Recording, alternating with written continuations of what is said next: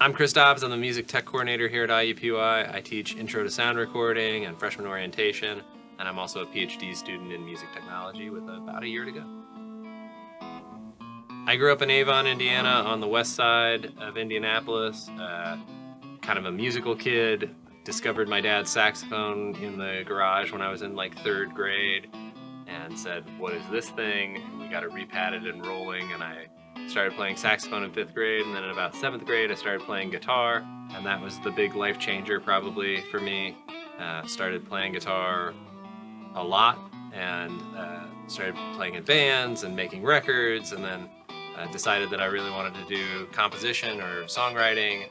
Went off to college, realized that I really wanted to do sound recording, and I've been a sound recording engineer ever since. Worked for Yamaha and Steinberg, doing technical support for about 13 years, and then came here to IUPUI to work on both my PhD and be the music tech coordinator here.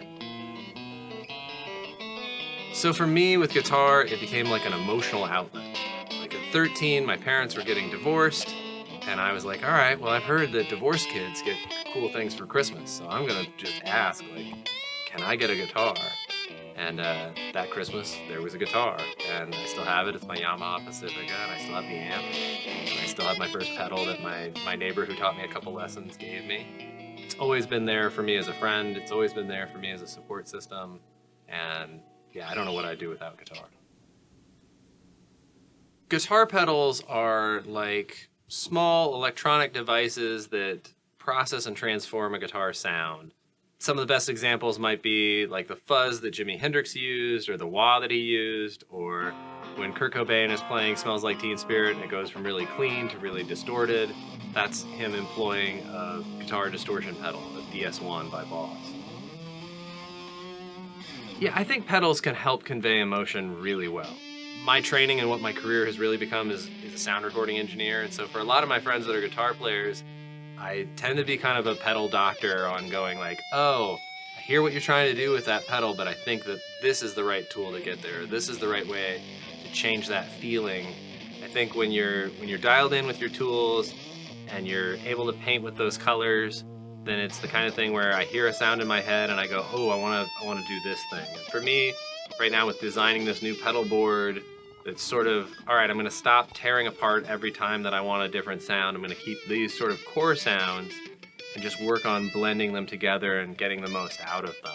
Pedals can absolutely help convey emotion, particularly, musical emotion and frustration and excitement and insanity and all kinds of just cool tones that make you feel like that's supporting the music you're making.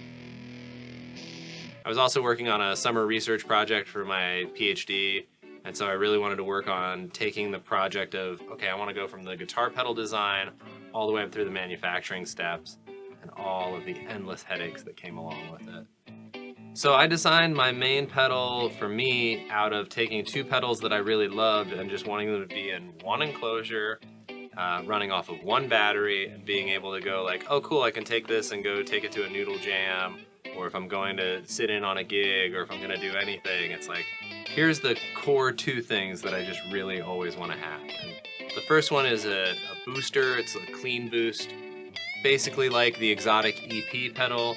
And then the second one is a friend of mine, Dan Minner, who does ADD pedals. I asked him to kind of mentor me about how to handle a pedal design. And one of his pedals that I tried out, called the Overloader, just had this amazing, warm, tweed-like distortion. The other thing that's amazing about the Overloader circuit that he used was it didn't care that fuzz was in front of it. A lot of times if you put a distortion pedal after fuzz just kind of caves in and it stops working right and it gets really ugly. And this pedal would just act like an amplifier better than anything else I'd ever tried. I think it's really about finding what type of sound you want to experiment with that serves the kind of music you want to make. And then just trying some stuff out. Buy them used. They're great. They're hard to kill.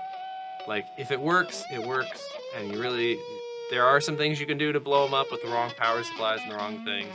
But frankly, what I always kind of go on is like, If I'm buying it from somebody privately, I'll just take like a small amp with me or a small something, or at least a cable, plug it in and make sure the lights come on. It's a pretty good indicator that the thing is going to work or not. But for me, it's just about finding the pedal that serves the music you want to make.